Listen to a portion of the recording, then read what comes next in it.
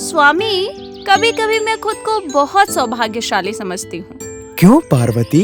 क्योंकि तीनों लोगों के स्वामी मेरे पति हैं और मैं उनकी पत्नी हूँ।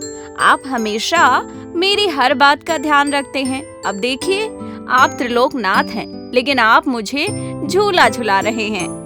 क्योंकि तुमने भी मुझे पाने के लिए बहुत तप और परिश्रम किया। तपस्या? लेकिन प्रभु, मुझे तो कुछ याद नहीं।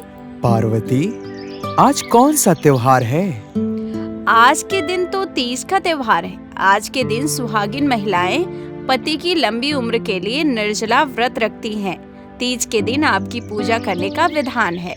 सिर्फ मेरी नहीं पार्वती, आज के दिन मेरे संग तुम्हारी भी पूजा की जाती है। तुम्हें पता है तीज का त्योहार क्यों मनाया जाता है? नहीं। तीज की कथा हमारे विवाह से जुड़ी है। वर्षों पहले जब आपका जन्म पर्वतराज हिमालय के घर हुआ, तब से ही आपने मुझे अपने वर के रूप में स्वीकार कर लिया था। मुझको पाने के लिए आपने 12 वर्ष तक हिमालय में बिना अन्न जल के घोर तपस्या किया। एक दिन नारद मुनि आपकी तपस्या से बहुत प्रसन्न हुए और वह राजा हिमालय के पास पहुंचे। पधारिए नारद मुनि जी, कहिए कैसे आना हुआ? नारायण नारायण, मैं विष्णु जी के भेजने पर यहाँ आया हूँ। भगवान विष्णु स्वयं आपकी तेजस्वी कन्या पार्वती से विवाह करना चाहते हैं। मैं इसी संदर्भ में आपसे बात करने आया हूँ। अगर आपकी सहमति है तो मैं बात आगे बढ़ाऊं। नेकी और पूछ-पूछ? नारद जी, हर पिता का यह सपना होता है कि वो अपनी पुत्री के लिए योग्य से योग्य वर चुने। मैं भगवान विष्णु को कैसे मना कर सकता हूँ? ये तो मेरा और मेरी पुत्री का सौभाग्य है कि भगवान विष्णु ने यह प्रस्ताव भेजा है। मैं इस रिश्ते से सहमत हूँ। आप जाकर विष्णु जी को बता दीजिए। पर्वतराज का समाचार लेकर नारद मुनि विष्णु जी के पास जाते हैं और उन्हें सारी बात बता देते हैं। विष्णु जी से विवाह की बात जब आपको पता चली तो आप बहुत दुखी हुई, क्योंकि आपने मुझको अपना पति स्वीकार कर लिया था। तभी आपकी सखी आपको दुखी देख आपके पास आई। क्या हुआ पार्वती, तुम इतनी दुखी क्यों हो? तुम्हें तो पता है सखी, तुमसे क्या छुपाएं हम। पिताजी ने हमारा विवाह विष्णु जी से तय कर दिया है, लेकिन मैं भगवान शिव को अपना पति स्वीकार कर चुकी हूँ। अब मैं कैसे भगवान विष्णु से विवाह कर लूं? पार्वती, स्त्री धर्म यही है कि यदि स्त्री ने मन से किसी को पति के रूप में स्वीकार कर लिया है तो वो अपना जीवन उसी को समर्पित कर दे।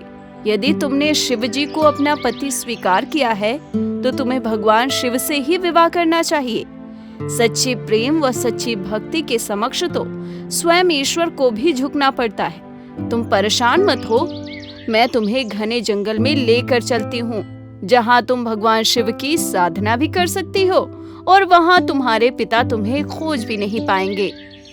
आपकी सखी ने आपको एक घने जंगल में गुफा के अंदर छोड़ दिया, जहाँ आपने रेत का शिवलिंग बनाया और मेरी तपस्या में लीन हो गई। उधर पर्वतराज आपकी खोज में जमीन आसमान सब एक कर देते हैं, लेकिन वह आपको खोज नहीं पाते। उधर आपकी तपस्या के कारण मेरा आसन डोलने लगता है। मैं अपनी समाधि से जाग जाता हूँ और आपके समक्ष प्रकट हो जाता हूँ। पार्वती, मैं तुम्हारी तपस्या से अत्यंत प्रसन्न हूँ। तुम जो चाहो वो वर मांग सकती हो। शिव जी, मैं अपने लिए आपको पति के रूप में मांगती हूँ। मैं आपसे विवाह करना चाहती हूँ। यदि आप मेरी तपस्या से प्रसन्न हैं तो मुझे अपनी अर्धांगिनी के रूप में स्वीकार कर लीजिए। आपके प्रेम तपस्या की जीत होती, आपके प्रेम तपस्या की जीत होती है। मैं आपको मनचाहा वरदान देकर अंतर्ध्यान हो जाता हूँ। तभी पर्वतराज हिमालय आपको खोजते हुए उस गुफा में पहुँचते हैं। पुत्री, तुम यहाँ हो? मैंने तुमको कहाँ नहीं ढूंढा। चलो पुत्री, मेरे साथ घर चलो। पिताजी, मैंने अपना अधिकांश जीवन भगवान शिव को पाने के लिए तपस्या में बिताया है और आज मेरी तपस्या सफल हो गई। आज मुझे भगवान शिव ने अपने दर्शन दिए। शिव जी ने मेरा वरण कर लिया।